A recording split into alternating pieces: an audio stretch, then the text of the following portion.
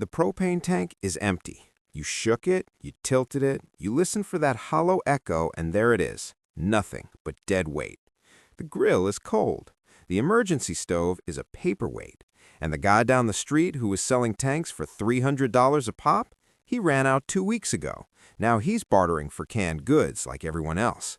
But here's what nobody told you while you were panic buying fuel canisters.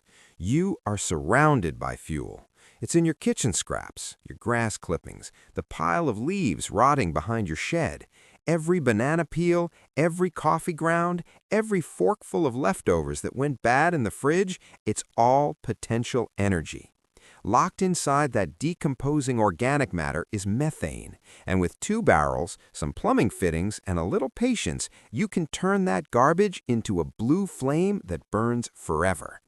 This isn't new science. The Assyrians figured this out 3,000 years ago.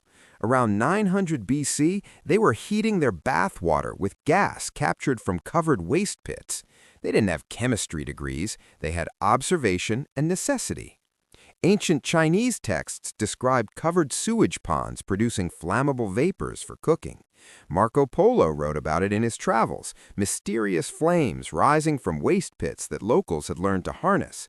These weren't people stumbling onto magic. They were engineers who understood that decay produces power. And then we forgot. We drilled holes in the earth, pumped out fossil fuels, and built entire civilizations on the assumption that someone else would always deliver energy to our doorsteps. Now the tanks are empty, but the science hasn't changed. Decomposition still produces methane. Methane still burns, and you're about to build a system that turns your household waste into cooking gas, the same way humans did for millennia. Here's how it works. It's called anaerobic digestion.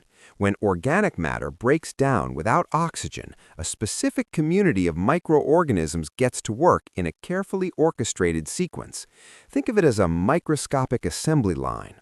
The first crew breaks down complex stuff, proteins, fats, into simpler sugars. The next crew converts those into acids. A third crew transforms those acids into the final ingredients. And then come the stars of the show, the methanogens. These are ancient organisms that consume those final ingredients and exhale pure methane. This isn't some fragile lab process. It happens in swamps, in landfills, in the gut of every cow on the planet. The only difference between a swamp and your backyard digester is that you're going to capture the gas instead of letting it drift into the atmosphere. The gas you'll produce is called biogas. It's about 50 to 70% methane, with the rest being mostly carbon dioxide and a trace of hydrogen sulfide, that rotten egg smell we'll deal with later.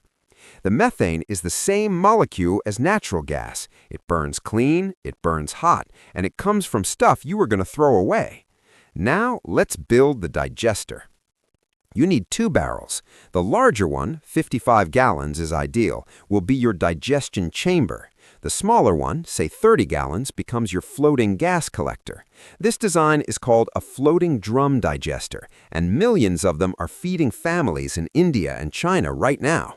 It's simple, visible, and reliable. You can literally see how much fuel you have by how high the inner drum is floating. Start with the big barrel. Cup the top off completely and smooth the edges. This is your open-topped digester. Near the bottom, drill a hole and install a bulkhead fitting with a ball valve. This is your drain for spent material. On the upper third of the barrel, install another fitting for your inlet pipe, angled down. This is where you'll feed the system. Now for the small barrel. Cut its top off too, then flip it upside down. The closed bottom is now your gas collection dome.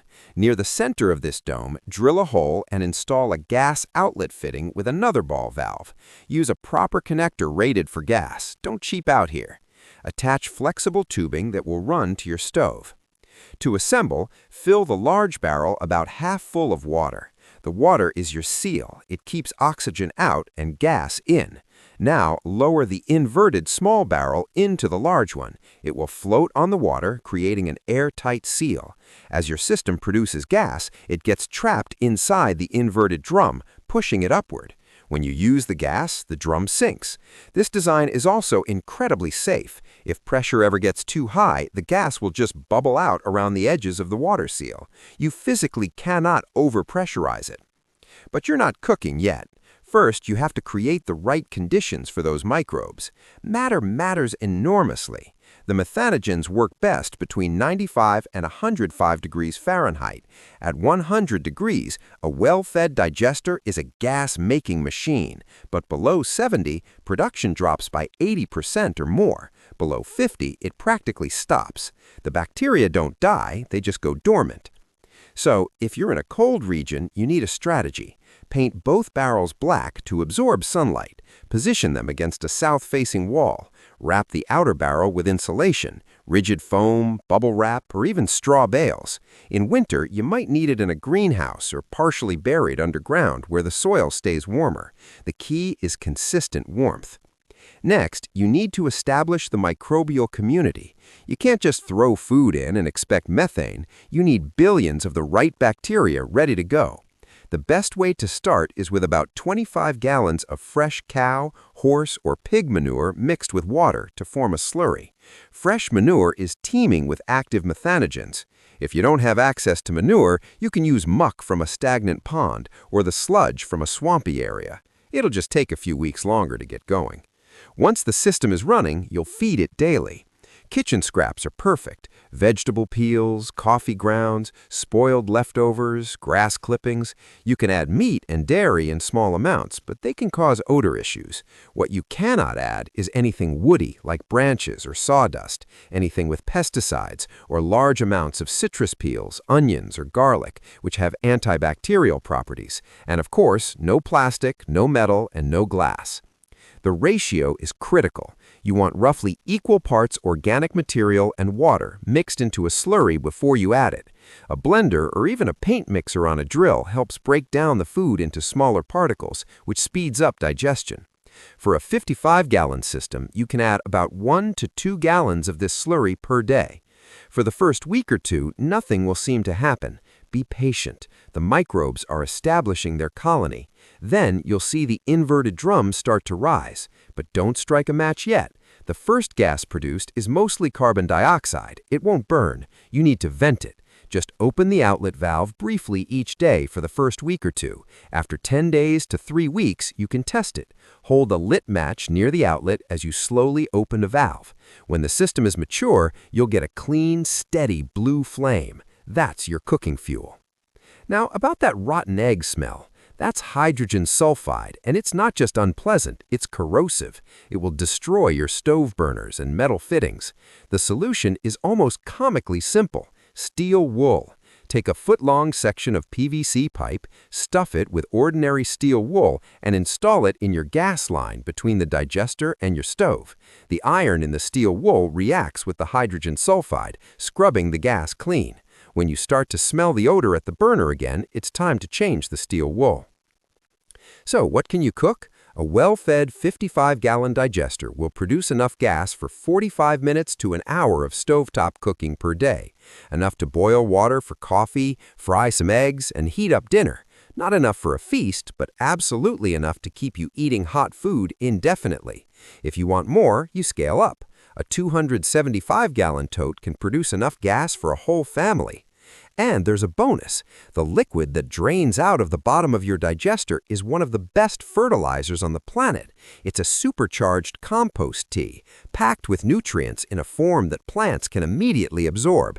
The digestion process also kills nearly all harmful pathogens. You are closing the loop. Food waste becomes fuel, and fertilizer, which helps you grow more food, which creates more waste. There are two main ways to fail. First, a pH crash. If you overfeed the system, the acid-producing bacteria can overwhelm the methanogens. The whole thing turns sour and gas production stops. The cure is to stop feeding, add a little wood ash or baking soda to neutralize the acid, and wait for a few weeks for the system to recover. The second failure is cold. If the digester gets too cold, the microbes hibernate. Warm them back up, and they'll get back to work. Think about what this really means. Propane runs out, gasoline runs out, Every fossil fuel you're hoarding is a countdown clock, but biogas comes from the waste that exists wherever humans live. You're not drawing down a finite resource, you're capturing energy from a cycle that would happen anyway. This is how you cook when the trucks stop. This is how you boil water when the pipelines go offline. The Assyrians knew it. Indian villages have been running on these systems for generations. The technology isn't experimental. It's ancient wisdom refined with modern materials. Plastic barrels instead of clay pots, vinyl tubing instead of bamboo, but the process is the same. Your propane tank is empty. That's fine. You have banana peels, you have coffee grounds, you have the metabolic output of 1 billion ancient organisms ready to turn your garbage into fuel in exchange for nothing more than warmth and a daily meal. Build the digester, feed it, keep it warm, and watch that inner drum rise with gas you made yourself from garbage forever.